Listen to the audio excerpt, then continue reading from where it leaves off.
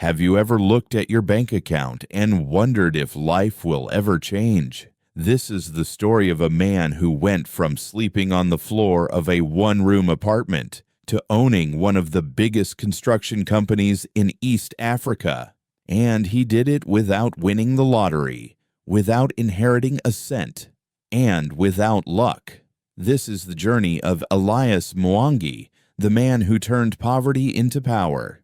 Elias was born in a small Kenyan village in a family of 6 children. His father was a casual laborer at a local quarry, and his mother sold vegetables by the roadside. Money was always tight. At 15, Elias often went to school hungry, but he never complained. One evening, his father told him, "Son, we may not have money, but we have our minds. If you learn to use it, you will never be poor again." Those words stuck with him. At 19, Elias moved to Nairobi with just 1,800 shillings in his pocket, barely enough for a week's rent in a small shared room.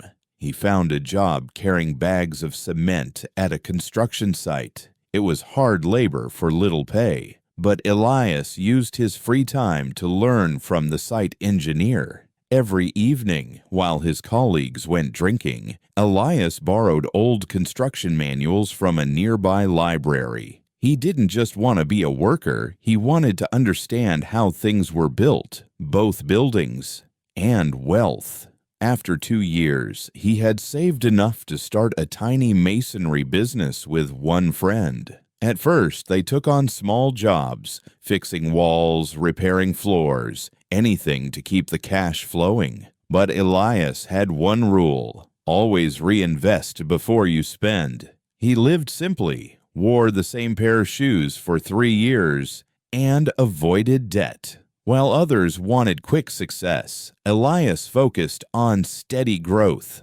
One day, a big opportunity came. A developer needed a contractor for a 5-story apartment building. The catch?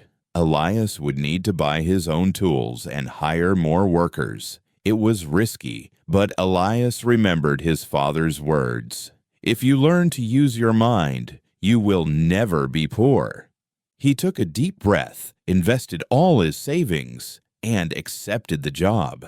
The project was stressful. Long nights, tight deadlines, but Elias delivered 2 weeks early. The developer was so impressed that he recommended Elias to 3 other investors.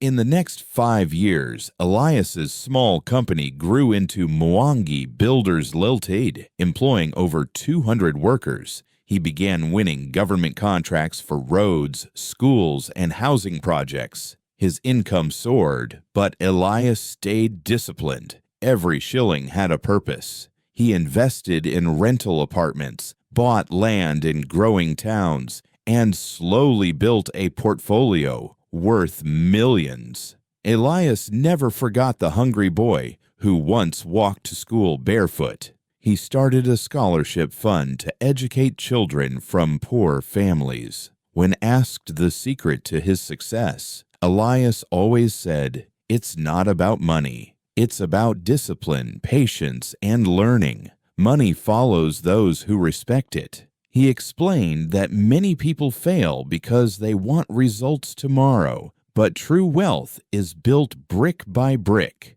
just like a house. Today, Elias drives his dream car, lives in a beautiful home, and supports dozens of families through his business. But he says his greatest achievement is freedom. The ability to choose how to live each day. And as you watch this, remember, if a boy from a village with empty pockets can build a life of abundance, maybe, just maybe, so can you.